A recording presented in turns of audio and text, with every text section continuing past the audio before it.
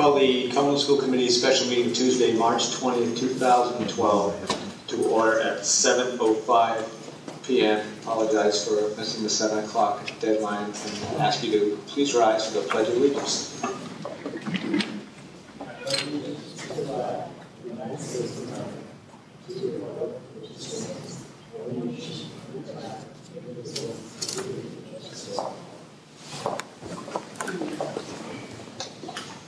Thank you. First order of business is the approval of the agenda. Mr. Wood moves passage. Second by Ms. Stanley. Any discussion on that motion? Hearing none, all in favor, say aye. Aye. Those against? That passes 5-0. For the record, Mr. Pedro and Mr. Gibbons are absent at this time, and I believe will be absent for the evening. Next is the budget workshop, FY13 budget discussion. The basic format here, I know we have public comment after, but I'm going to turn it over to Dr. Thorne, who I believe is going to turn it over to Mr. Perniano and give a basic outline of the budget. At that point, I know I'll ask if there's anyone in attendance who'd like to speak either on the expenditure side of the budget or the revenue side, and then again, after that, there is the public comment, which you could use to discuss anything that may be on your mind. So, with that being said, I'm going to turn it over to Dr. Thorne. Good evening. The committee has had the budget for a few days now. The goal today is really to have you delve into what areas you have questions on, what locations do you want to look at, maybe revising, amending, adding, subtracting. It's your time to kind of point out certain locations. Before you do that, though, I would want Alex to give us a little overview of some of the items in here that are of certain interest. So, Mr. Bernard, if you could just go over those points for us. I'm not sure exactly how the committee wants to handle this. Last night at our workshop, what I did is I took the workshop, the subcommittee through, page by page of the budget and kind of pointed out some of the budget highlights and some of the things that, some of the larger, appropriations, in the budget, so that you would have an idea what things cost and where you could find them in the budget. I don't know if you want to repeat that exercise tonight. I'm sure there are 3 people who don't want to appear on the stage who did it last night, or 2 people. But I'm open to however you want me to take you through this. I think that you could just touch upon, as you said, like on the revenue side, the town appropriation and an explanation there, and some of the big items. Maybe once again touch upon fund balance, which is always something that interests people, and maybe even a little explanation as to what those mean. I had a meeting this afternoon at the high school, and that that came up as when they see 0 as a total, just an explanation as to when you had 934, 751, and then the actual being 0. Just touch upon those things, and then obviously on the expenditure side, I think unless there is movement inside the committee to talk about individual line items, you could touch upon the big ones. I think that as we have changed some of the format, I think in the future I'd like it to be, these should be more like public hearings on the budget, and give the public an opportunity to just speak on those line items. And then once those are over, then it just comes back to the committee. The committee can take that input. Similar to the town. So, but I think right now, just a general overview, and I imagine that the people in attendance have specific questions, so we'll go from there. Thanks. Sure. On the revenue side, you see the budget last year's revenues were $52,574,966. Revenues this year that are in the superintendent's proposed budget would be $55,152,928. And the major changes I'll highlight. The town appropriation was seeking an additional $1 million from the town on the town appropriation side. Would bring the appropriation from $36,202,000 to $37,202,000. State aid with the funding formula that's in place, the 7-year funding formula that's in place, that will each year ratchet up until Cumberland and other districts throughout the state will be receiving what is considered, based on the new funding formula, what they should be receiving in state aid. That number is $2,182,205 this year increase, and part of that is because of the governor is proposing to try to accelerate the funding formula to some extent, where he's put an additional $372,000 into his budget that would, maybe I guess make this less than a complete 7 years, depending on how often he does it over the next couple of years. But the state aid increase is $2,182,000. Now that's not all funding formula. Some of that, about $450,000, is money that we've been getting in the past. Literacy set aside about $334,000, and Article 31 technology $116,000 that we've had that have been pretty much restricted funds in the past. We've used them to pay for reading teachers and some of the things in Mike's budget and stuff, but they've been restricted. That's no longer the case, so we show them all in our state aid. So it's not all the result of the funding formula, but the majority of it is. But there's also the way we're this year showing that aid. Even though the state aid does go up $2,182,000, there is $542,000 in this year's budget for President Obama's Federal Education Jobs Fund, which was with Cumberland's share. It was passed through the states. Cumberland's share was $542,000, and you could use that to. It was basically so you could lay off less teachers than you would ordinarily have to. It was for a jobs bill to, during the part of his stimulus plan to try to reduce the number of people that were losing jobs in this country. Cumberland is using it this year, the current year we're in, just because their salaries kind of approach that number. We're using it to pay for our high school guidance teachers. So this year, the high school guidance teachers again will be charged into that account when everything's all said and done at the end of the year. And but that money will be gone next year, so they return back to our budget. A couple other new one new thing in there that Dr. Thorne's been working on is, I guess, at least since I've been here, we'll have exchange students attending Cumberland next year. And I guess there's 10 exchange students from, I don't know if you want to say anything about that, but from China that will be coming here.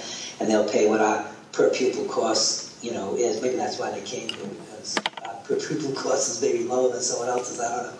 But, I will the kid know that, people know. But that should generate $110,000 in revenues for us. Then all other sources in the budget, all the other things that we get, reimbursements from, rentals and other fees, preschool tuitions, all the rest of it, all that is a net reduction of about $93,000. Probably the biggest one single piece is our preschool tuition. We've taken down a little bit based on that. We felt that people with more than one child in the preschool, there should probably be some type of reduction for second and third children in the school to make it somewhat affordable for parents to be able to send their kids to the Cumberland preschool. And then fund balance I'll touch on, as the chairman asked.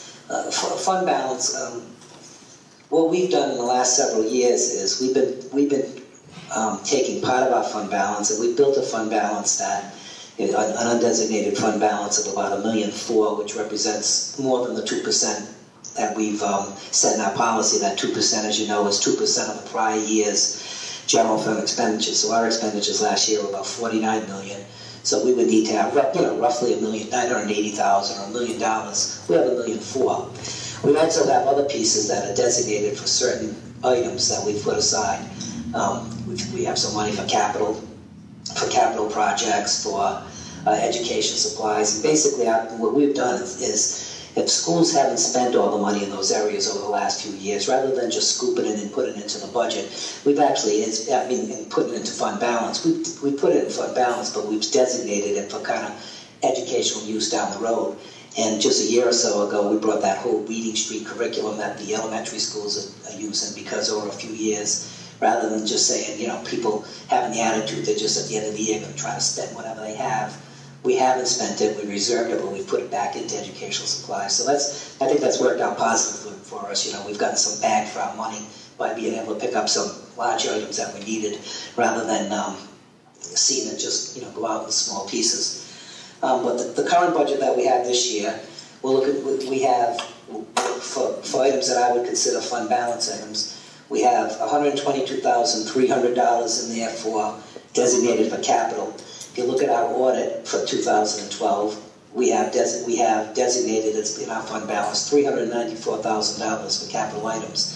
And that came about, we designated some money last year to do the two roofs at Cumberland Hill that were $225,000, and about $78,000 or $80,000 for that Secure Our School grant, where we're buying walkie-talkies and locks in schools and a security camera system here and some other things. At 50% on the dollar, we put in 50 cents, and we get 50% of it from the feds. We're at $394,000. I'm recommending we put $122,300 of that into the budget this year to take care of some of the items that we've identified from the FCAP plan that we feel we absolutely have to do. So if we look at the facilities budget, you'd see 4 or 5 items, a chairlift at community, repointing of the trans building that's all cracking, that just needs to be repointed before we really have severe maintenance on this building. The pool was well past the pool. The filter system, etc., well past their useful life, and we're losing gallons and gallons of water by the hour there. We're just, the pool needs to be repaired or closed, one or the other at some point. And I think there's one other item, that's a drainage issue, in Garvin, that we want to take care of so that we don't have flooding over there. So those 4 items that are in our budget, I'm proposing that we would offset the cost of those by taking some of that $394, $122,300 of it in this year's budget. And then the other piece, the $834,751, the goal is that we'll finish fiscal 12, and I'm not sure we will, but the goal when we put this budget together was that of the $934,751 that we included in the budget last year for use of fund balance, we would try to only use $100,000 of that to balance next year's budget, and we would have that money available to us to roll over into 213. So you see the $834,751. Now, I just finished my February report, and I'll be coming out to people last night. We talked a little bit about it at Mr. Wood's committee meeting. And right now, I would have to dip further into that $834 to balance next year's budget. We're not holding as well as we were on healthcare claims. We have 2 or 3 significant claims that have come up in the last few months that are our claims, our medical claims are just running higher than they have been all year. And I would have to dip into that number probably into the $634,000. Now my report, I always say, has some conservatism built into it that I give you, because I show all the line items at schools being kind of spent to zero. They all won't be.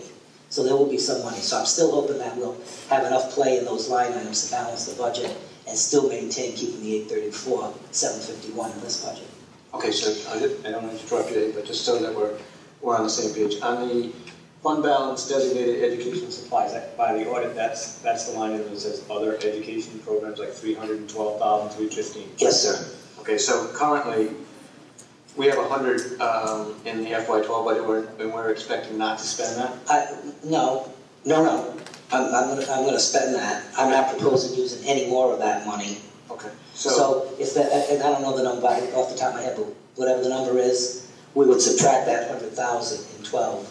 Right. So and then it would be down to 2 change. It would be 212. I'd like to save it to use for some type of really education program that the superintendent is going to want to implement at some point. Okay, but yeah, I just want the committee and the public to know that so the designated educational, or what in the audit it says designation for other education programs. I don't know how restricted that is, but it's totally non-restrictive. Okay, there's no restrictions. You could fit anything you want into that. So absolutely. So that balance, just not even education. You could as a committee vote to redesignate it to something else. Right. So there's no restrictions. As it sits right now, that account would still have $212,315. So just so everyone knows. And then on the special programs, obviously that has been zeroed out with the expenditures over the last year or so. And then on the capital, as you stated, it was $394, and we're going to, if this budget passed as is, we'd have $122,300 as an expenditure, which quick math says that's going to be about $271 or $279.70 to be accurate. Would be left in that. And so on the undesignated part, even if you spent the $834, the audit obviously encumbered $934, we would still be sitting with undesignated fund balance of like $1,005,000, $1,465,000. Right, $1,004,000 change. So even if those numbers held, but if you had to even if you had to take the $934, you would still have $1.465 in your undesignated. If you don't, you're going to be adding whatever that number, so that 834 would be added to the 1,000,004. You would say you're sitting on somewhere in the vicinity of 2.3 million undesignated at that time. That's accurate. Well, I don't think we'll ever. Well, that is what it was. That's what it came. That's what we entered this year in this current budget year. We entered with that. Well, we had the 930. We had 5 change of that designated the year before. So if you could recall, last year at the end, we dipped into another 400,000. So it was never a full 2.3. It was more like maybe 1.9 or something. You know what I mean? And then we took it to 1.8, and then we took another $400,000 of it to bring it down to the 1,000,004. But we will, between either this year and next year, dip into that, use that 934.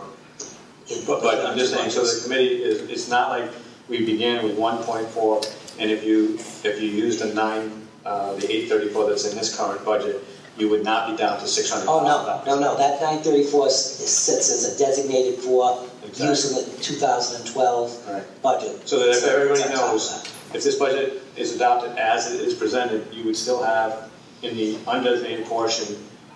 And I'm just going to use your 834 number. So if I use that, you would be at 1,565,000 in your undesignated fund balance. You would still have 270-some in the capital project, and you still have 212 in your other designated other education programs. And we have a $450,000 set aside for healthcare as well. So that's accurate. I know that people bring that up to me all the time, and it's somewhat complicated. I probably made it worse, but no, just to let you, that's the actual numbers. I agree with every one of the numbers except I think we'll still be at the 1,000,004 on the undesignated portion, because as of now, I would definitely have to use 100 of the 934 in the 12 budget. It wouldn't fall to surplus at this point.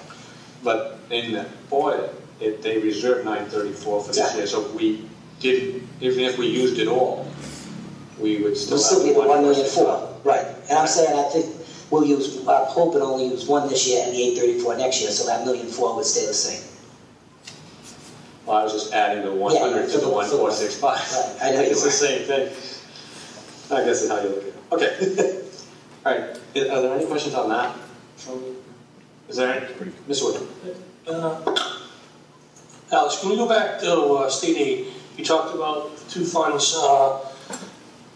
Basically, Article 31, technology, and I bet there's another one you mentioned, that they used to be separate line items, and now they're all in one. Well, they used to be restricted for just literacy use and technology use, and we used them that way. But and we would budget them separate, like we would carve them out of the state aid, and show them separately because they were restricted, and we would show the expense on the same side. We would put the items in Mike's budget, the technology budget, and we would put the literacy teachers all the way through. If you look at the personnel supplement, you'll see, like in a school like Community, the reading teachers are there, and then down the bottom, they're subtracted out and it says literacy next to it to show that they're going to actually be charged into a literacy budget. We want to show them in the budget so people who look at the budget say, Community doesn't have any reading teachers? That doesn't seem right. No, they are. But they're being paid for somewhere. They were being paid in the past by those restricted dollars, so we showed them that way. Now the restrictions are off that, so we're just showing full state aid. And if you go into your personal supplement, you won't see those subtractions for literacy and technology anymore. You still see it for Idea Part B, you'll still see it for Title I, but not for literacy anymore. Okay, so they did lift the... Right, it's just part of state. I think they did it to give districts some flexibility with them cutting dollars. They wanted to, I guess, what dollars you were getting, they were letting you have somewhat more flexibility. Thank you. Does anyone else? Ms. Wiley? Just to piggyback on Mr. Wood's question, so if it's all part of state aid, can you talk a little bit about why the Article 31 technology money is separately listed? In the 78,000? Yep. Okay. In the Article 31 technology,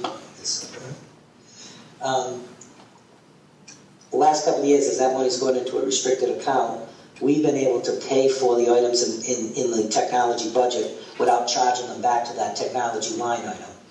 And so we've accumulated a couple of years of technology money in there. Matter of fact, there's $325,000 in there. I'm suggesting we take $78,000 of it in the current year we're in to pay for the first payment on the lease we just did with HP. that 3.73% raise, 5-year lease. And next year is the second payment. It's at roughly the same dollar amount, $78,000 change.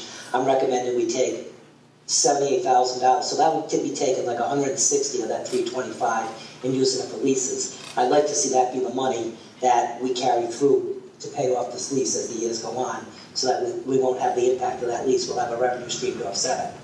So that's why I show that. I'm going to piggyback off that. That's on page 85 of the audit under the technology. So it's 332,932. That's pretty close. And we've spent a few dollars since then. I got about $25,000 in the account.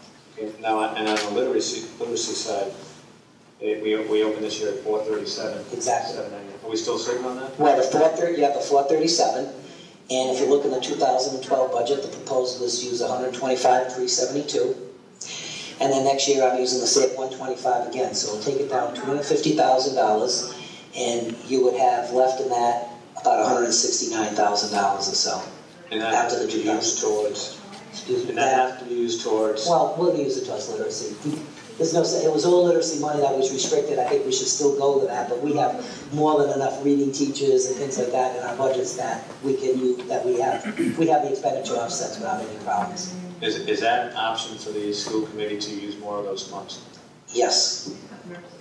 I'm just trying to present the, any tools anyone might be looking. Yeah, and just so you know, what I've tried to do is stagger these things over the next few years as the funding formula hopefully increases and we'll have more state aid. I haven't wanted to get in a situation where we have to come back the next year and say, you know what, we use 400 of this, 300 of this, and 900 of this, and we've got a $2 million gap because of one-time revenues we use next year. I'm trying to keep that manageable so that we never face a problem where the budget grows $2 million, and we also have to fill a $2 million hole before we even start working on our, the growth in our budget gap. So that's why I've tried to layer them in over the next few years. And when we get to the I've done a projection for 14 and 15 that at some point we'll discuss. You'll see how I layer those through. Oh, yeah, I mean, you've done it, and we absolutely commend you on doing that work. I mean, it's nice to have it. For at this point, just trying to let everyone know. Yeah, but the answer is yes, you can use it all. Now, the other thing on the town appropriation, and this is just to clarify, and I really didn't read the article completely, but that number represents a commitment, and it was, from the mayor, as far as the 37202474, and that doesn't mean that's there was a line in the paper that said he has 5 votes, which I just want to make everyone clear that certainly that's not the case. That would be inappropriate it's inappropriate to say it. I'm not sure how it entered in that article, but that is no disrespect to the people who sit on the council, because I don't think anybody from the public wants to think that someone's vote is already is spoken for. And so I know that if I was sitting there and heard that or read that, I would be, I'm not sure what I would be, but certainly not amused would be my response to that. So that represents a commitment from the mayor, and that would have to pass muster at the council level to survive. So I just want to clarify that. So, any other questions on the revenue side? Is there anyone in attendance who would like to speak on the revenue side of the budget right now? All right. Ms. Sandy. Alex, can you just confirm, or Dr. Thornton, you said that that meals tax that Governor Chafee put into his budget that he's hoping for is also in ours, that's correct? Yes, it is, and in some more recent communications, as you have heard, there's not a great chance that may pass, but at the same time, he is talking about how he's getting more revenues in, so it still may survive. But there's a lot of negative pressure against the meals tax, as you know. But that's an unknown. My next question is, they're talking about trying to accelerate the funding formula, and we sort of hear never going to happen, and then we're hearing maybe going to happen. Do you guys have any sense of how realistic that is? And then certainly not tomorrow, but if it were to be facing faster than the 7-year projected timeline. Our talks right now, I was at Ride with Alex 2 weeks back. They're still facing some major problems at the state level. So having it even accelerated this much, I think, is quite good.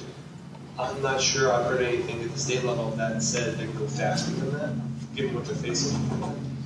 I think one of the things that's a wild card out there, and it's definitely when casino gambling goes into Massachusetts, the state's looking at potentially $100 million additional revenue loss because people will be going to Massachusetts to gamble rather than Rhode Island, wherever they go, Twin Rivers or whatever it's called.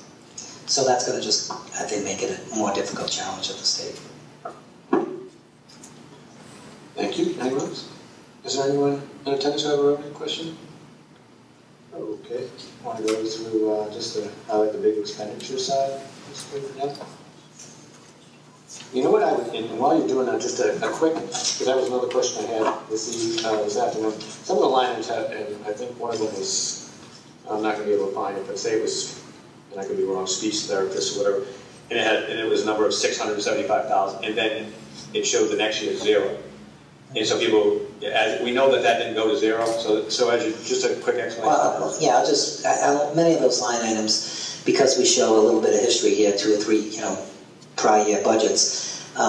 We used to, for ease for this committee and for everyone else, we would budget things like social workers and speech therapists and APE, adapted PE teachers and stuff. We budget them all in special education because they were kind of a special ed.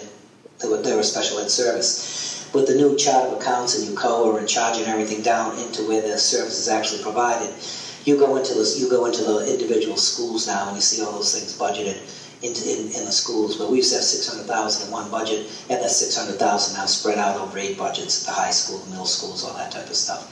And so until we have 2 or 3 years where UCOA is all in place, you'll still always have that. Like, what happened to this line item?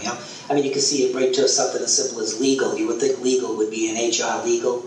The state wants it in the superintendent's budget. So Phil now has legal in his budget. If you look at years before, you'd say, or in the HR legal budget, you'd say, they're not budgeting anything for legal claims here. We are. We just put it where we have to charge it. So there's a lot of that going on. So.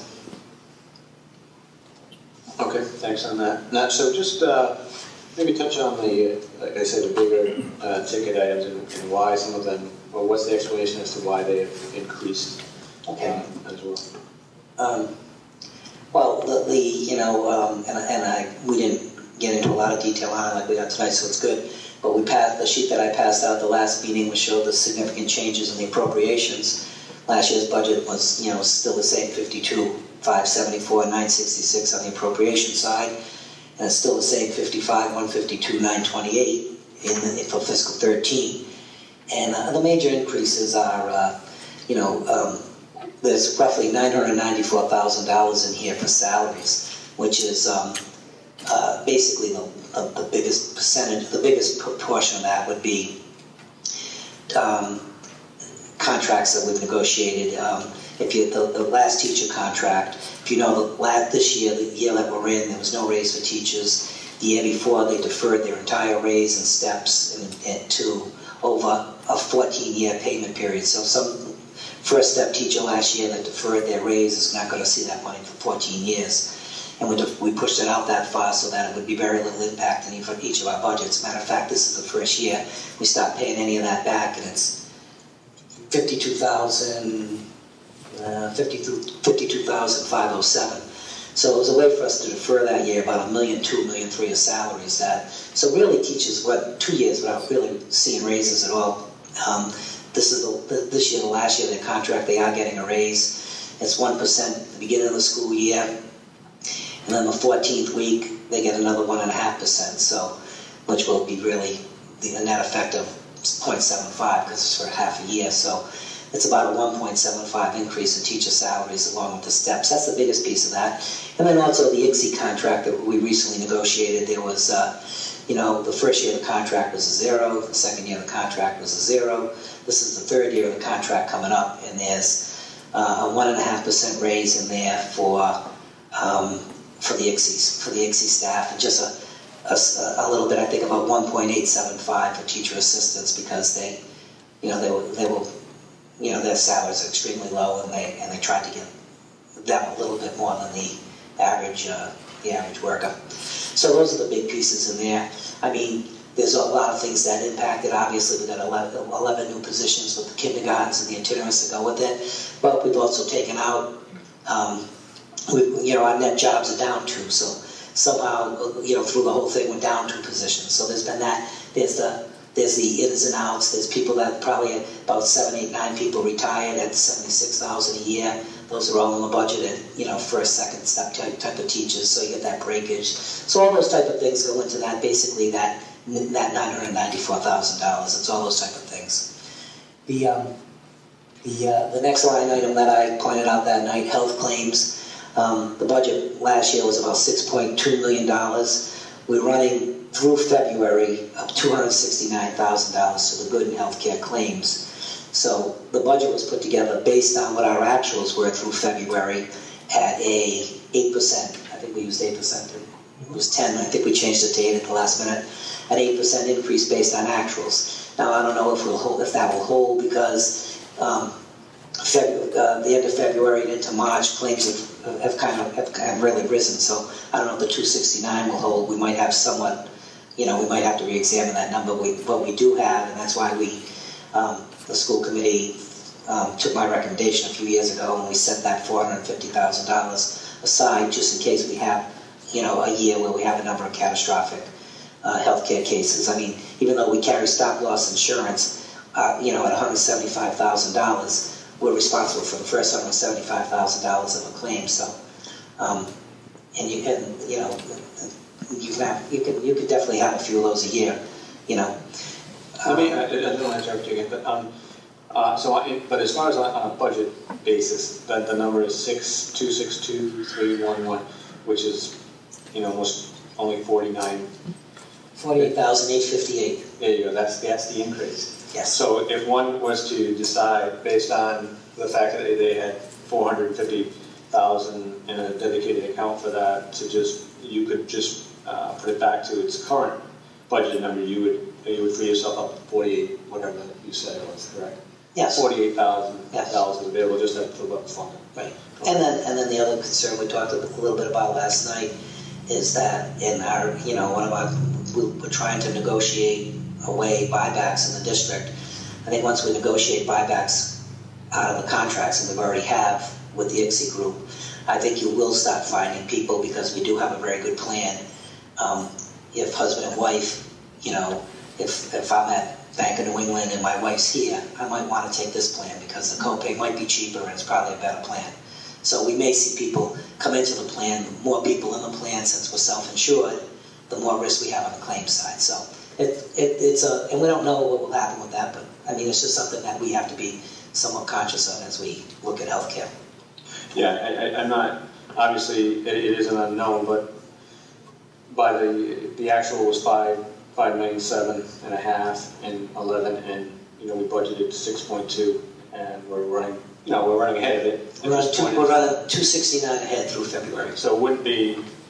I'm just mentioning that as another potential tool, not at a big number. I wouldn't want to go crazy there, but I mean, there is roughly 48,000 if someone wanted to avail themselves of that option available in that line item, and all you would be doing is level funding, and you're running what looks like possibly level funding for this year, so that wouldn't be a ridiculously bad financial move, just as a tool. I've been doing this 35 years, and I've seen a lot worse moves. I have as well, Mr. President. Now the other item too, the big item that strikes out is the charter schools, so an explanation on the 626,881. That's not an increase from one year to the other. That's a budget increase because the current budget is roughly $300,000 lower than the actual. The current, I don't know how I keep getting turned off. But anyhow, last year the budget was about $916,000 for charter school tuitions, and we had estimated at the time 40 additional students going to Blackstone Valley Prep. It ended up being more like 78 students went there, and so that's causing us to overspend that account by a few $100,000 this year, $200,000+. So from budget to budget, to accommodate, if we're going to go from $916,000 to $1,005,000, but we're really going from $1,002,000 in expenditures to $1,005,000. 305. Right, that's the point. I just don't want people to look at that and say, charter school tuition went up 626, 881 in 1 year. That didn't. Right. No, and what we've done is we've taken Dr. Thornton was part of it. We've taken the numbers that RIDE has estimated that they think will leave Cumberland to go to charter schools next year. And they've given us a number of 40, so we're using that number. But if that number would be more like it was last year, it'd be closer to 80. This number in the budget would be about $300,000 under, and so we would have to somehow address that. Yep, Ms. Shannon. Just a quick question on that. So the executive director of the charter school released his report, and it was itemized. They had their lottery a couple days ago. Have you seen it? It was itemized by exactly how many kids from each of the 4 towns had gotten pulled in the lottery, and then it showed you all sorts of other pieces of information. So I cannot. For us. I probably have a number for you in the next couple of minutes when I can figure out that. Yeah, just curious on what they think. Yep. I haven't seen that. Do you want me to continue? Oh, yeah, and then if I find it, I'll very politely make it known to the chairman. Mr. Chairman, you want to continue to talk about any other line item, or do you want me to just continue down my list? Oh, you can continue that. Okay. The another item that I listed out was dental coverage going up about $36,000. We're in the last year of a 3-year contract with which each year was each of the last 2 years were 4% increases. I think when this contract ends this year, one thing we need to explore is also going self-insured in dental.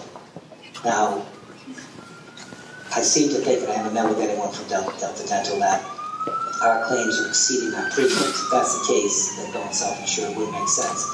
But depending on what you could get for admin rates and stuff, and there are companies out there that will, bend over backwards to get that business. So that's something I think we need to look at. But that contract will end sometime this year, so during the year we need to be doing that. The CTA and non-certified pensions we've talked about, even with the pension reform that went on, even with the pension reform that went on with the state retirement system, each of those areas, for example, the CTA, or the non-certifieds, the independent Cumberland school employees, their rates going from 9.68% to 14.07, which is a $175,000 increase in that pension, and that's a significant increase because the pension amount they pay in was only 3 change. It's going to 5 change. It's a huge increase, and on the teacher side, it's going up about $568,000. It's going up to 1405, that rate. And what Cumberland gets is and not only Cumberland, but other school districts whose employees don't pay into Social Security, the state has added on a surcharge on top of the pension number of 2.6% to get to the 1405. It would be that 1405 and 1407 include that. So we didn't see any real savings at all from the pension reform because the state, I still don't understand the logic for it, but they've added that on for us to pay into the defined plan that's going to be part of the state pension system now. The 2010 CTA salary deferral, I mentioned the $52,000. We see the first of those 14 years of payments. All other fringes, which are Medicare, Social Security, life insurance, on and on. You see them on the last page there. I guess it'd be page 46 or whatever the budget book. All the net changes there, about $157,000. The charter schools we just talked about. It's a budgetary increase of $626, but really we're overspending $300,000 this year, so it's an estimated additional $300,000 on what we're spending. Technology leases. We'll have 3 technology leases built into the budget. 2 with Hewlett-Packard, and 1 that Mr. Chairman we're doing through the town.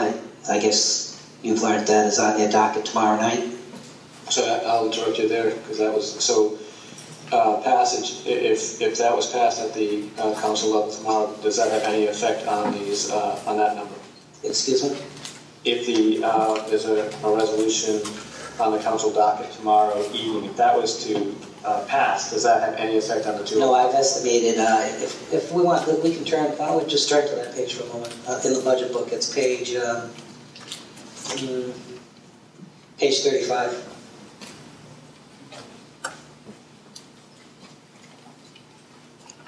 If you look under equipment, you see $87,000. That's my estimate for what a master lease would cost. A $365,000 master lease, the first year payment would be.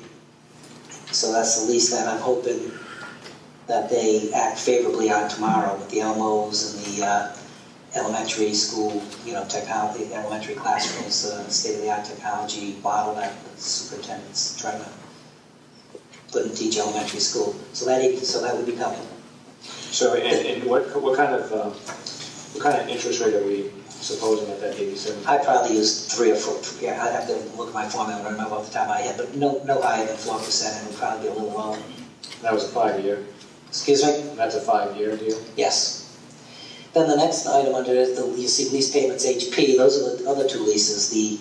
The lease that we recently did maybe a month ago, that most of that equipment I now believe is in. And if you go to page, in this budget book, if you go to page 48. Well, let me just stop you there, because that's going to be an issue too, even tomorrow night.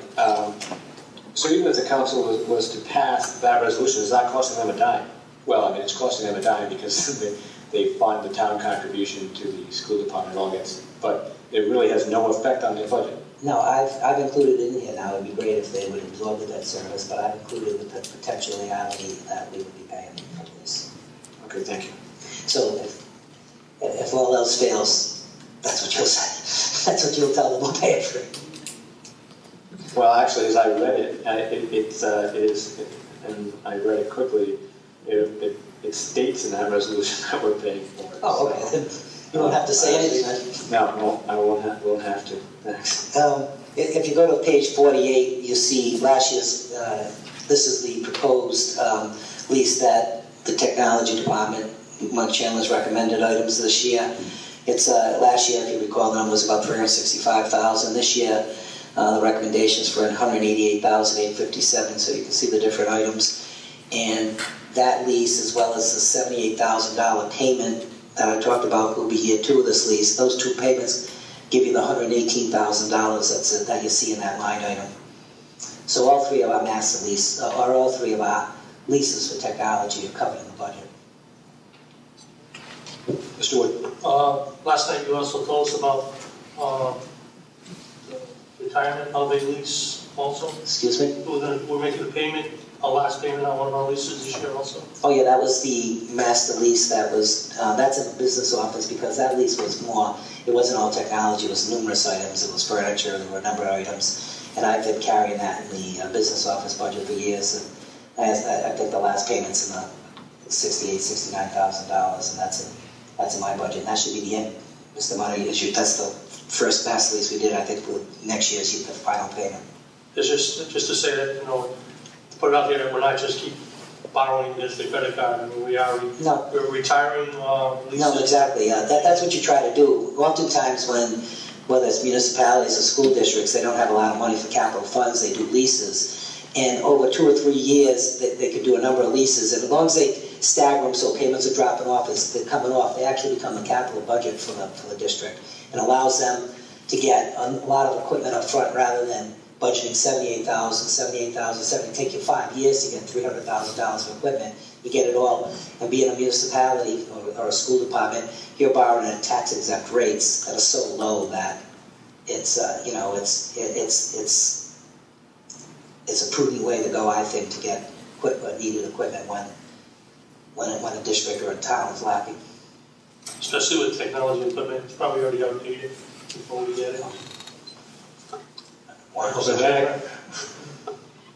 But I mean, that is actually the shame of that last payment, because that was supposed to remain on the town side and be funded that way, and so that when it ran, so you could actually, and I get your point, but if we pushed it out a year, then we could have actually been piggybacking off that without really much more of an expenditure on the town side each year to keep those going, and somehow that didn't stick. I think as I was telling Mr. Weber, I think, you know, we shared in that not staying because we didn't advocate hard enough to keep it in that when it was taken away. So, but I mean, that really was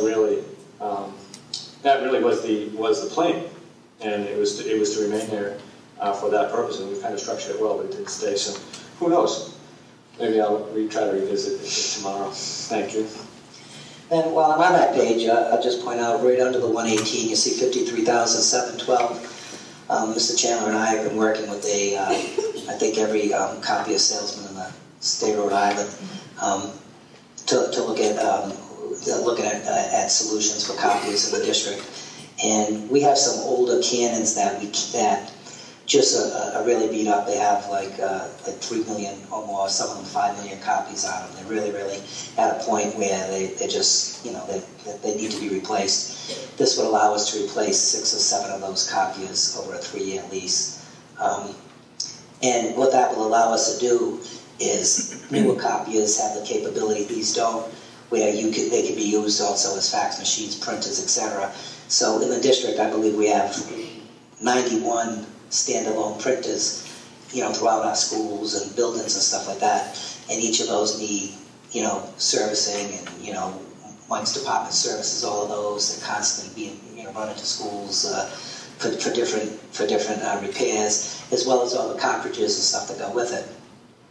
So we hope to be able to bring that number of printers. We're going to still have many printers because it's just the way it is, the way buildings are laid out. But we hope to significantly reduce that number, save a lot of money on the cartridge side and stuff, which are very expensive, and be able to print to these printers and that sort of thing. So these new machines will give us that capability. So we think we're doing that. We've been working on this for a while. I think we're pretty close to a solution that we'll certainly have in place for the next school year.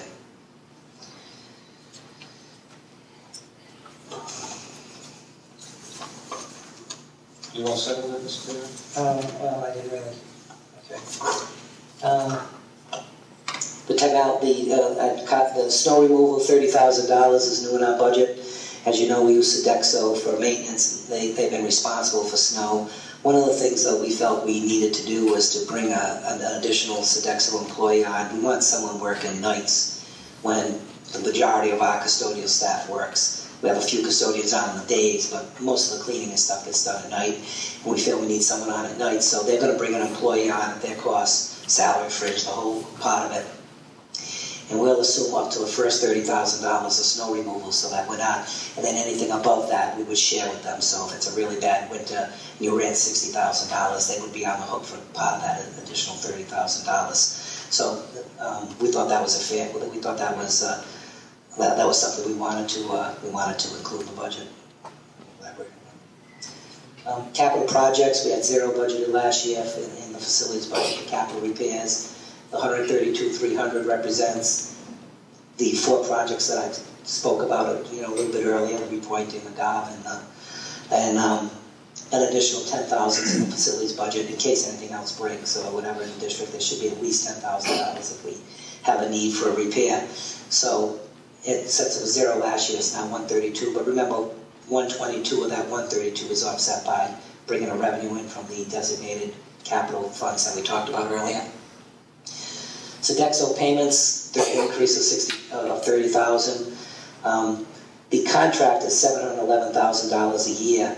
What we've been doing is, we structured it so the last payment of each year was the following July 1, so that we have the flexibility to go either year with it. What we've been doing is that July 1 payment, we've been pulling it back each year, and we've been able to get through it with pay $700, bringing it back, and then the next budget year, because we pulled the payment back, only budgeting 4 over 5 payments because of how we've treated it. I don't think we have the room this year, so the new contract of $600,000 that we're in the process of moving towards agreement on is the full amount next year. So it shows us a small increase, but the contract's really down from $711,000 to $600,000. Textbooks, I don't know if you want to talk about textbooks at all, but the superintendent, when he came here, felt that the district wasn't putting enough money into textbooks on a regular basis, and so there's an increase of some $84,000 in textbooks. I think the amount last year was something under $50,000. It'll be closer to $130,000 next year. And the one highlight there would be the middle school math series. They're down to 2. We're looking at finalizing that choice this week. The real goal is to make it more aligned to what's called the Common Core. For those folks who don't know, our current middle school math book series is not aligned well at all with what we teach. That's a major problem. So we're looking to do that. The book we're looking at is a consumable, actually. It's a very large kind of softcover text, and it also teaches math in a way that folks might like to hear, where it does both the math the way folks are doing it in K-5, also the regular algorithm. We'll grew up with this times this carry the 1. It does that too. So it kind of bridges the gap between the frustration that some have found with some of our K-5 work, with also the Common Core work. So that could be as high as 66K. Could come in lower, maybe around, say, a $40,000 number, but it's a good number.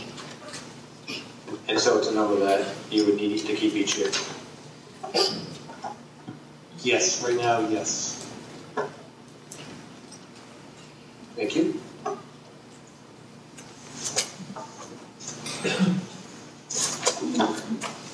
And then just the last couple of items, there's, and just pointing. Sorry, Mr. Pignon, Ms. Billy, I didn't see the line. Ms. Billy. Sorry. Can you talk a little bit more about that? So it's expected to be an annual consumable of about $60K per year for middle school math? No, I'd say lower than that. I'd say a little more by April 7th, but this is off my compositions today. One's consumable, one is not. It could be lower than the 66. It could be as low as in the 30s, 30 or 34 number, but it did look pretty good with what I saw of it, but I'll know more in, say, 2 or 3 days. But probably now what we have isn't aligned at all. So whether we get something that's a traditional hardcover textbook for the high number, say 66 number, or we go the softer cover, which is less, I didn't really see the value of both those. I'll certainly talk to the committee about the pros and cons for both. And that's expected to be rolled out in the fall? Yes. And then, should I go on? Yes.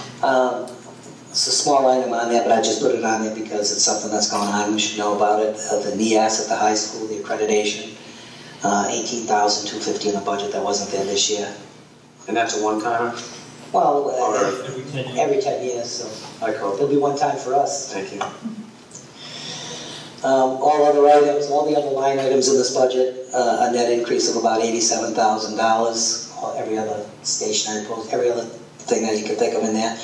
And then we have we have a line item in there, a line item in here, union cooperation or program reductions of $594,000, and that's what we're working on with the CTA right now. Even though they're in a final year of a contract, even though they went 2 years with no raises and have a raise this year, we were asking them to sit down with us, open up that contract, and we're looking for $594,000 of savings. And I think the superintendent and I and Mr. Rattel have a meeting Monday. First 2 meetings we had, they were very understanding of, it was a very positive dialogue, I thought. And that's pretty much the major items on the expenditure side.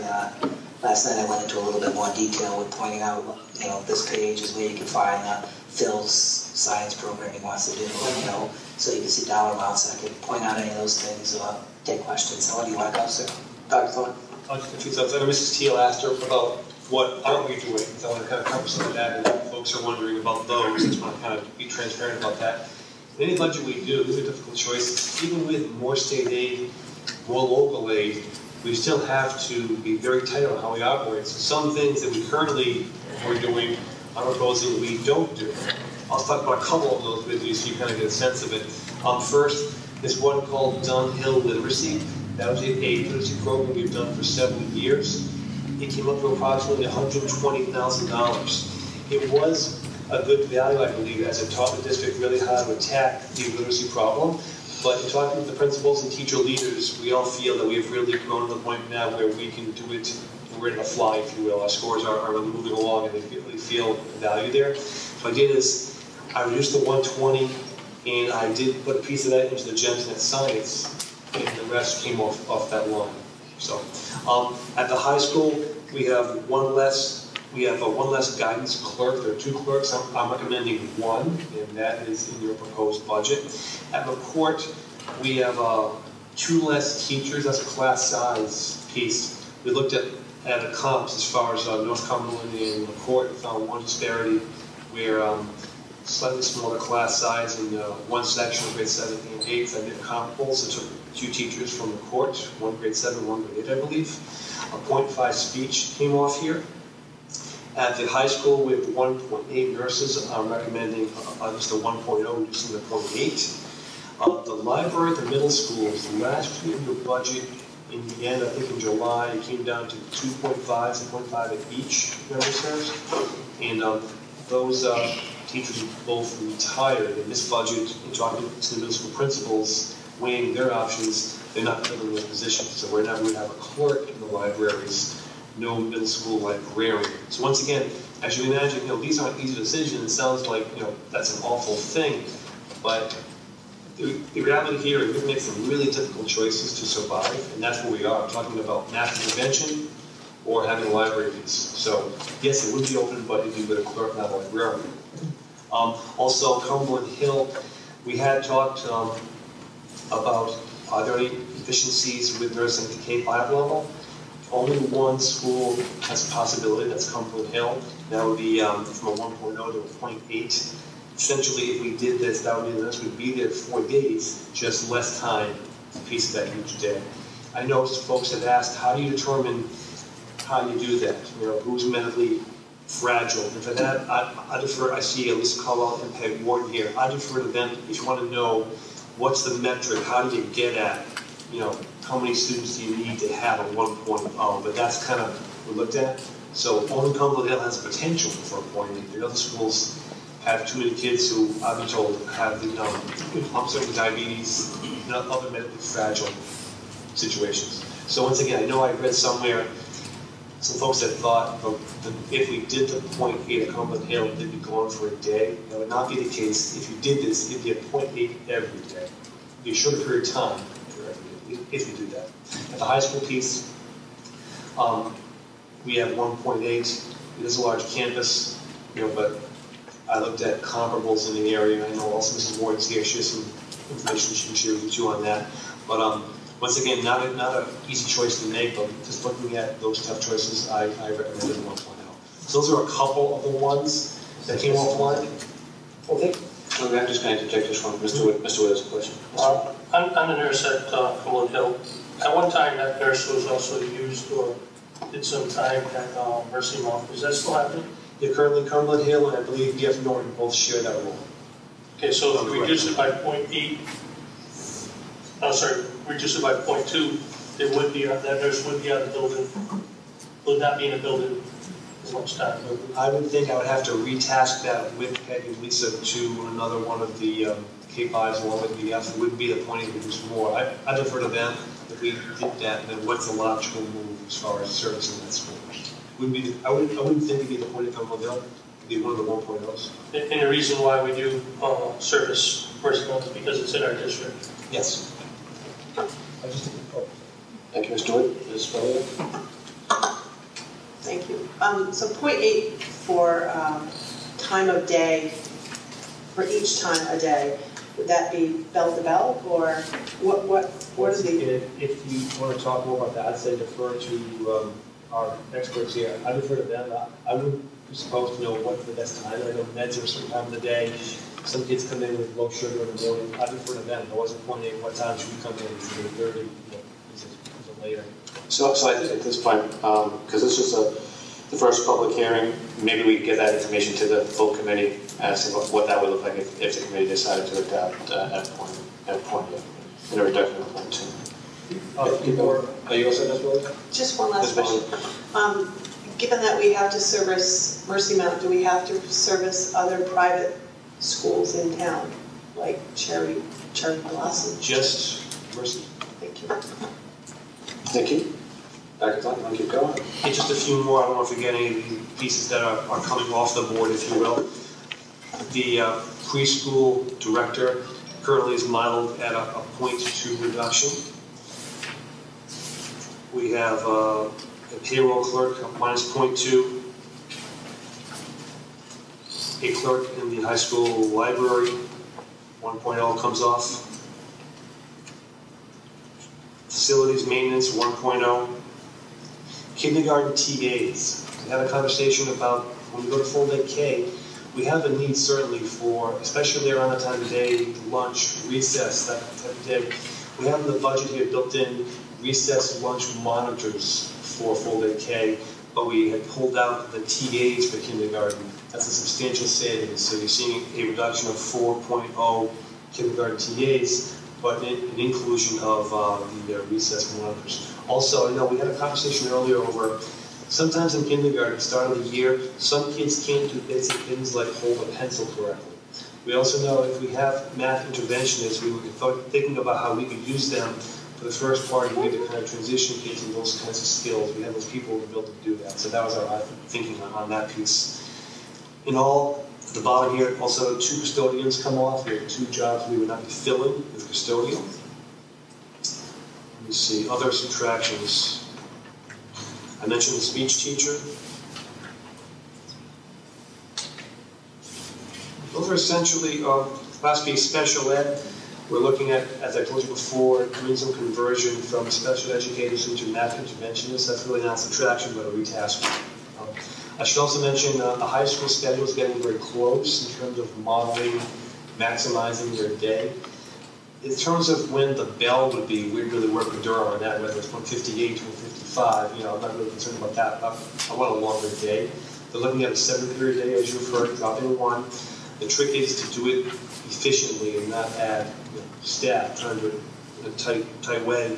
We've built into this a 1.4 FTE increase, and right now we're still trying to get it down to that number. It's a little high now, maybe 1.8-ish, but really not a big number. To give you a sense of it, every class a teacher teaches is about $12,000.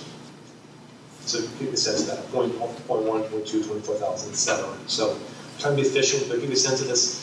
In a semester, you may run 450 sessions at a high school. Right now they're trying to do that puzzle, and they're close. So probably by next meeting I can tell you, but in terms of the budget, we're close enough to say it's there.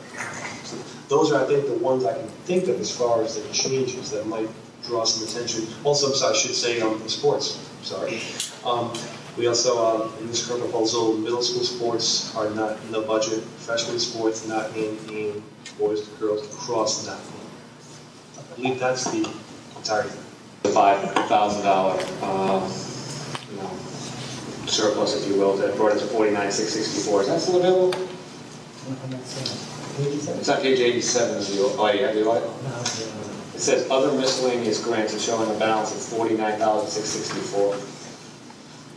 I'm just looking for a little. Has that been expended? Page 87. 87. So.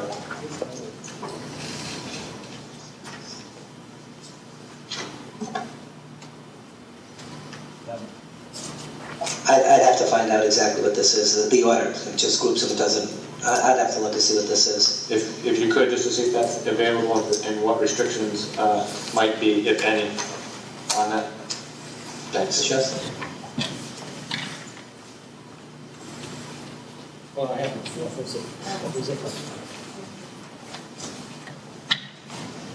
Okay, are there any questions on any of the what is not in from the committee this time? Ms. Willis? Alex, can you just sum total the cut to sports for both middle and the high school lacrosse?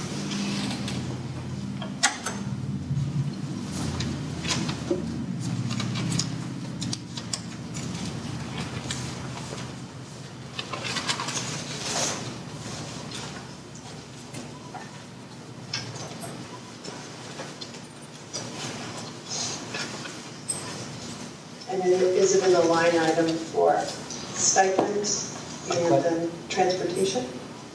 Excuse me, what was the question now? If you, what amount was the middle school sports and lacrosse reduced by? So middle school sports was is it 30? Middle school sports are roughly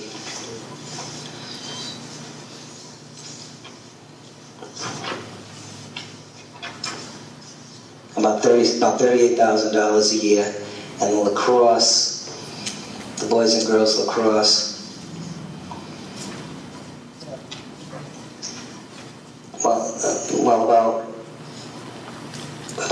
about $11,000 or $12,000 for the two. Just piggyback off that. I mean, I thought middle school sports was an even 30 on the budget at a budget level. What the middle school sports cost approximately 60-something thousand.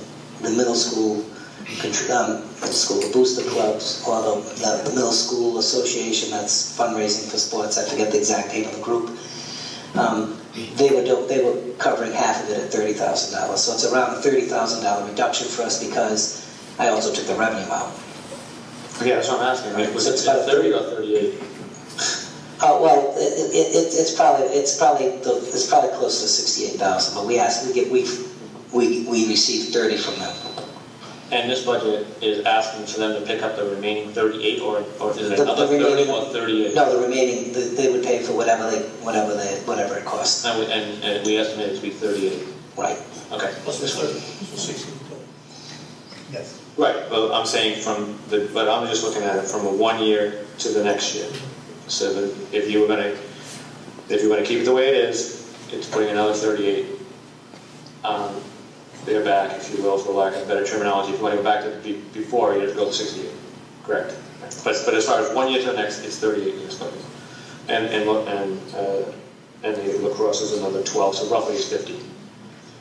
Yeah. Sorry, Ms. Bollier, I'm just piggybacking off your questions. Not a problem. And those are reflected in the budget in athletics, purchase services, pupil transportation, is that correct? Yeah, you see the transportation previous year, 12 was 60 plus $1,000. I believe is it 43 or 47 you have in front of you? I have 43 in mind. 43, so we've taken $17,000 out of transportation for all those teams. And you see up above in bracketed 40, we left the full amount on the coaches, so you see what all coaches would cost is $159, but you see the bracketed 47? Yes. That would be the total of all the coaches involved with those sports. What page are we on, please? 42. Thank you. So if we take the 47,200 plus the difference in the reduction of transportation, which is 17,320. Right, and then there's some line items, in the line items with. Actually, I left them in because I figured rather than take the line items out in the middle schools, I figured if we can run a sports program, we might want to try to do something else. Maybe it would be intramural, maybe it'd be something else. So there's some money in there that you would do that, so that kids could still, maybe have intramural basketball or whatever it might be at the middle schools. So those two line items add up to 64,520. Right. And what you described earlier was that we had $38,000 obligation and a $12,000 obligation. So 38 was the middle school and 12 approximately was lacrosse. Yeah. So that is 50. What's the difference between the 64,520 and? It's probably the freshman sports, which Frank included putting back in his budget. But they were paid for last year at another place, so. Okay, but so on a budgetary basis, it is being removed though. Yes, but it's being recommended to be as it is currently. Okay. And what was the athletics director's feeling about placing that back in? Do you know? Why did he decide to place it? I think he would like to fund all the sports that he's had in the past. It was also the athletic director who proposed the reductions that Phil asked for. But I mean, so there was a decision made to keep freshman sports in the budget, but remove middle school sports. No, he funded all of them. He put everything back in the budget. Oh, and then they would just go. And then we've taken that 71, it's about 71,000 we've taken out of the budget. Oh, yeah, so that's what, see, I'm just trying to get, I think that's what Mrs. And it's really a net. I'm just trying to get to like, what is And the actual it number? was really a net 41 because you lose the $30,000 revenue. So we took 71 out, but we also had to remove the $30,000 revenue because I don't believe they'll send us the money after we don't run the splits. Right, so if you wanted to, so here's the question. If you wanted to put it back to where it was in this budget, how much would that cost? I think it would be about 40s, low 40s. Yeah. Okay. Because I would once again ask for the $30,000. I would imagine that's what it was. Right, so I guess what we'd be looking for the next meeting is, you know, which line items would be amended and what would be the dollar amount to do so, just in preparation. Okay. Thanks. Thank you. I'm sorry. This too. And that means yes to freshman sports or no to freshman sports? No, correct. Okay. No freshman sports and increase the, continue with everything.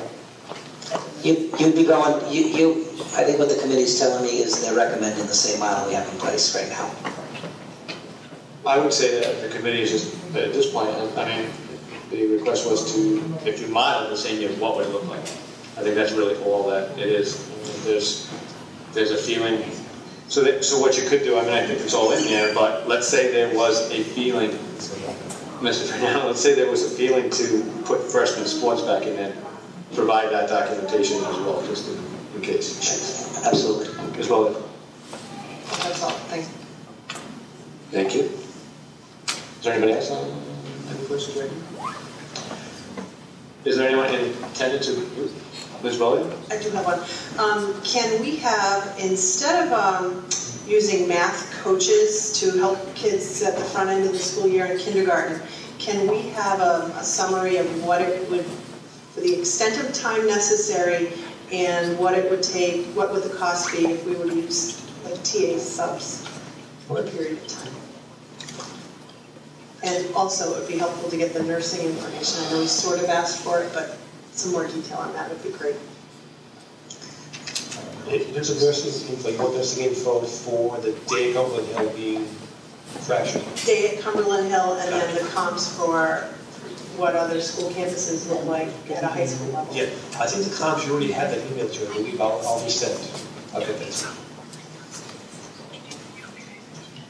Thank you. Ms. Sandra? With regard to the nursing, there's been quite a few questions in different forums about the possibility of, and I don't know what they're called, but using nurse techs instead of certified nurses. Can you do that in the state of Rhode Island? No, not as of now. No. There's talk of that every year, but no.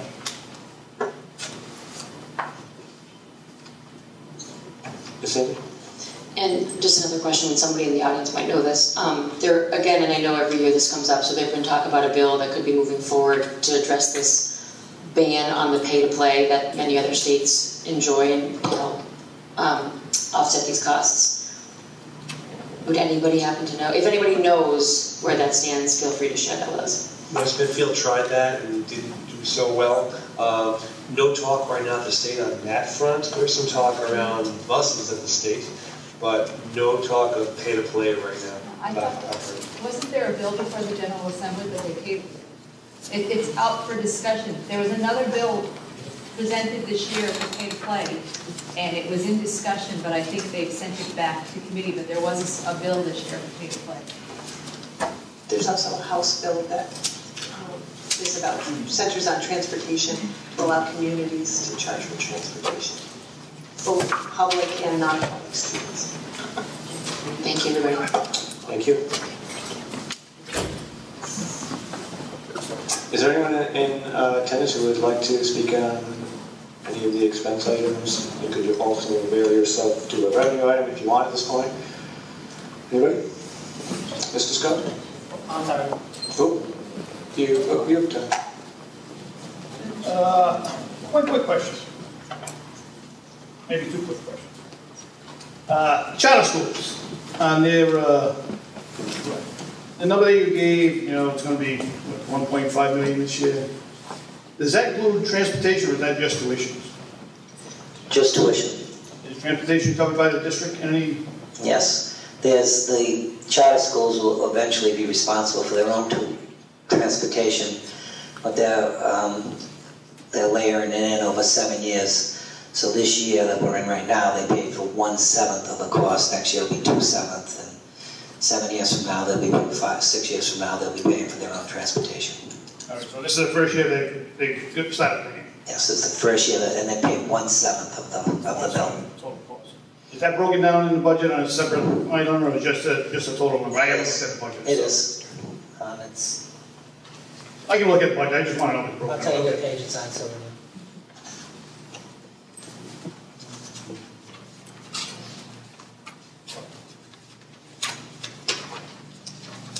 Page 45. Okay, thank you. And my other, just observation is I encourage the committee to look at the school sports. I know you got to check every dollar here and there, but that number's not too big, and I think that's very important all around. Thank you. Thank you. We just need your, yeah, did we get that? Was Jim Scullin? What's your address, Jim? Carlson Drive? 85 Carlson Drive. 85 Carlson Drive. We just need your name and address for the record. You're up. Oh, all right. Hi, my name is Kurt Rappel. I live at 12 Candida Court. I have a very hard time with losing the middle school sports. My family has been involved in this town through the community / middle school sports, all sports in this town for approximately 45 years. So I call myself Cumberland. And to see the issues of us getting rid of the school sports when these kids, this is a lot of what they do. A lot of our middle school kids are into sports. It's plain and simple. And when I also hear of, I mean, maybe you'll have to explain it to me, but the charter school, we fund the charter school. We take, all I hear is taking cuts out of the middle schools from teachers, assistants, special needs assistants, nurses, cutting out the sports. I don't hear any cuts coming out of the charter schools. I hear more money going to, thanks for the clarification on the 627, because I thought that's how much we were actually going to pay more. But we're sending money to the charter schools. Coming out of our school committee budget meeting is talking about money that's going to the charter school. I don't have a problem with the idea. I have a problem with money coming out of public funds to go to the charter school. Just for clarification, those students aren't going to school here. They are still public school students. So I'm sorry? The children who are being educated at the charter school are public school students, but they're not being educated here. So that money is coming in as a pass-through, but it's not, it's not, in other words, if they were staying here, there wouldn't be that line item. If they were all coming here. So it's a choice that they've made. I mean, my argument would be that, if you do a better job, they make this choice. But I get it, but I just want you to let you know that that's, it's not like we're getting the child and educating and then sending the charter school money. That child is going to that, has made a choice not to come here, made a choice to go there. Right, which I understand, but we have to fund that, right? So we have to fund it because they're not. That's where the money follows the student. Right. Right, okay. So, but I guess my concern is, what if the charter school wasn't there? I mean, it's not like these kids don't have a place to go. If the charter school's not there, they have a public education system. The charter school is an extra. It's not something that's absolutely needed. Yeah, it's a philosophical argument, and that's true. And you could also say that if they were 100% happy, even if it was, that they would go. I tend to look at it a different way. You have an athletic background, it's the same thing. I mean, if I'm going to the race, I'm there to beat everybody, not just the ones who are going to go someplace else. So my feeling is, you do a better job, they come to your business. I totally agree. It's just that getting rid of, when I just hear of all the getting rid of programs and getting rid of teachers and nurses and special education teachers, and then we still have the money still has to flow there. So if that wasn't there, then the money wouldn't have to flow there. The money could stay right in our own, basically, public education system. I mean, and here we are talking about getting rid of middle school sports. But that's not the only thing I'm concerned about. It was the 0.8 of the nurse, the half a therapist, speech therapist. You know, all I hear are cuts from the public side. And I know what you're saying, charter school is technically public because that's where they're going, they prefer to go. Well, you know what? We have private schools. There's, you know, they can go to St. Ray's, they can go to Hendrick and LaSalle. You don't have to have something actually a totally separate system. You know, because to me, I call the charter school a publicly funded private school. And that's what it comes down to. But yeah, we'll cut over here. Yeah, I'm just saying, technically that's just not the case. I mean, it is a public school. I know, I'm not going to get into that argument, but I'm not trying to. It also is a situation, you know, I just look at it differently. I mean, it is a choice that, you know, everyone cares passionately about their child. Absolutely. Everyone does. So those people are offered a choice and they're making it. I'm not going to begrudge them that choice. Well, that's what we do though. And so for me, I still believe that in most cases, you would want to send your child to your neighborhood public school. And if you feel that it's offering you all the, you know, all the potential for your child, that's where you're going to go. And so I look at it differently. I look at it like, let's pick up our game, let's do the things. And it's not just at that level. I mean, we lose kids at the high school level. How many kids do not go to Cumberland High School? Everyone likes to focus on the elementary and at the charter school. How many kids do we lose at 9th grade? And why are we losing them? And why can't we keep them? We need to be talking about that as well. I get the point.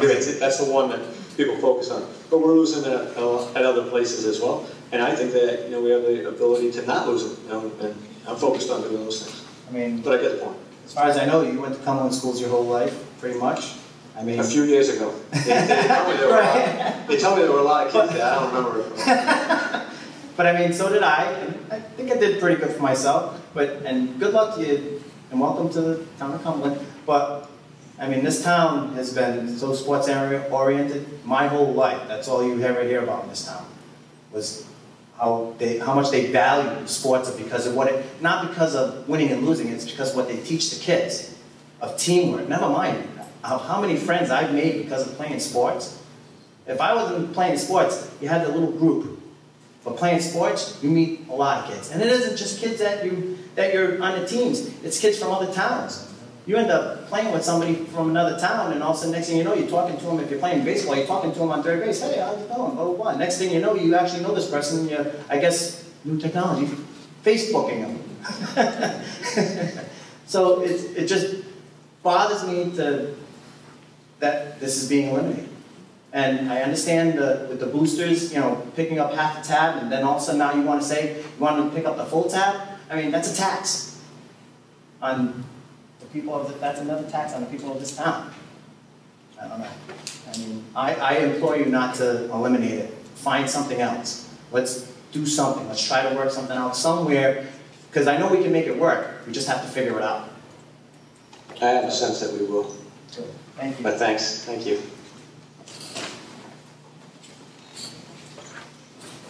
Good evening.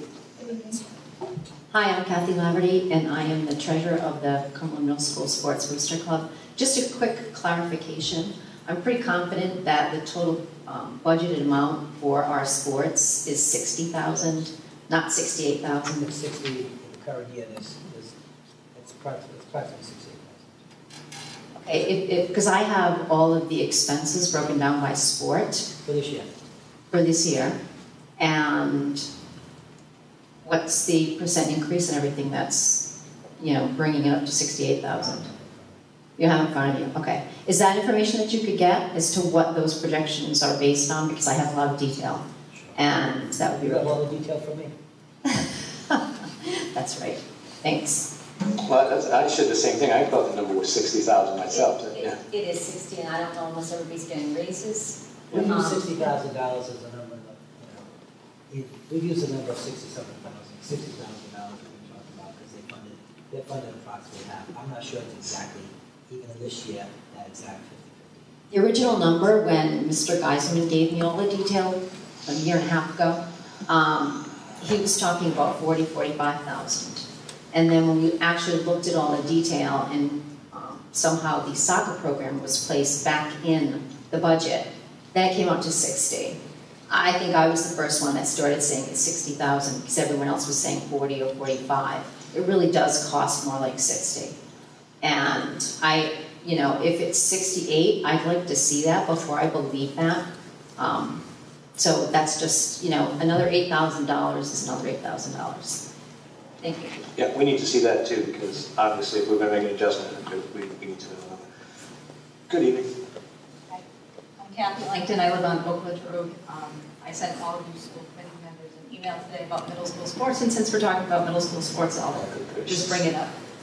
We have a number of booster clubs, both at the high school level and the middle school level, and some booster clubs are for individual teams, some, like the middle school one, which I think is an amazing collaboration between both middle schools, are funding operational expenses. But we have some team booster clubs that are funding extras, like jackets and banquets and things like that.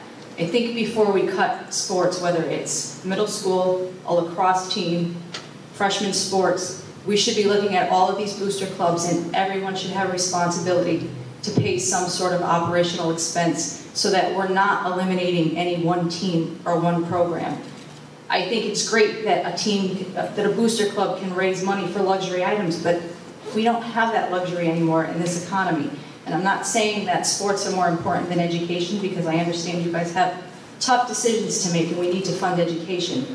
But I think if parents are willing to step up to the plate to fundraise to keep the sports, it should be across the board even, that everybody's contributing to the operational expenses and not to luxury items. Thank you. Is there anyone else?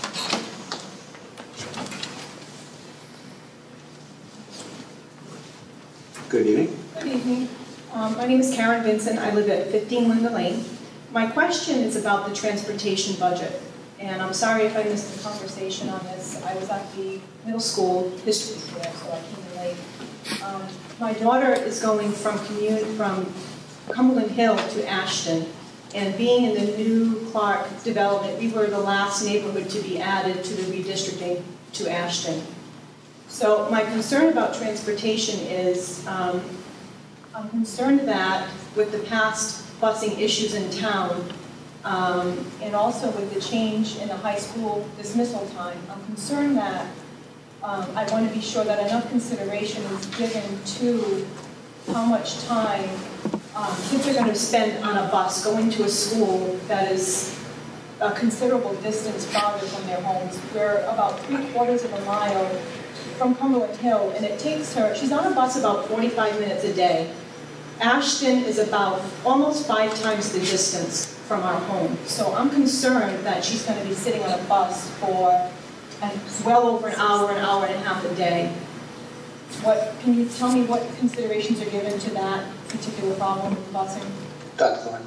Sure, a few thoughts. First, we're looking to have the first blush of Durham's homework early April. Generally speaking, in districts, you have a threshold how long you want a student on the bus. Hour and a half is totally unacceptable, to let you know.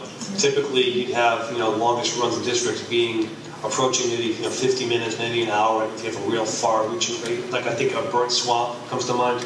You're out by Bird Swamp Road. Maybe that's a long ride. But I wouldn't expect anything to be that long. But we'll have the first homework from Durham, April 1. It'll come to school committee probably first meeting in April. Look to have the map kind of locked down, if you will, probably second meeting in April. So I don't want to have anyone thinking you'll be wondering about this all summer. We'll know what it is. So I know in the past you've had some trouble in the summertime with buses and last minute things. We're going to know very early on what we're looking at, and then we'll tweak it from there. Probably this next month we'll know a lot about that. Will those initial proposals for the routes, will those be made public? Yeah, committee here will get them first in the meeting. After they get it, it's public. I don't want to preempt the committee. They'll go to them first. We'll see the routes, then it'll be on the website like everything else we do. And I'm sorry, which meeting are you expecting to review? Hoping the first meeting in April. That would be April 7th. My calendar, I'm sorry. First meeting in April. 12, thank you, 12. Thank you. Thank you. It is April 12th. Is there anyone else who would like to address the committee at this time? Any questions on that? So, Mr. Wood. Alex, I also noticed the not funding of the library books. Could we get a number on what is actually being taken out of there? 20,000? Okay, so at this point, so we have a regular school committee meeting on this Thursday, same location in which there will be, I think, you know, I could have agended these better, but it will be another chance for the public to speak on any of the line items in the FY13 budget. And we will not, well, perhaps Mr. Brignani will have a more abridged version of tonight for you on Thursday, and then we'll allow the public to comment again. And then the first potential vote for the committee is the 27th, which is next Tuesday, as its agenda, if I'm correct. And at that point in time, if it did achieve passage, we would be sending that to the mayor's office by charter guidelines, and then the ball is effectively in their court, and we will make our argument to the mayor will ultimately send that to the council, and then we'll make that argument in front of the council. Okay, anybody else? No, I need a motion to adjourn. So, Mr. Wood moves adjourn. Second by Ms. Sansi, all in favor? Those against, that passes 5-10. We adjourn at 8:37 p.m. Thank you.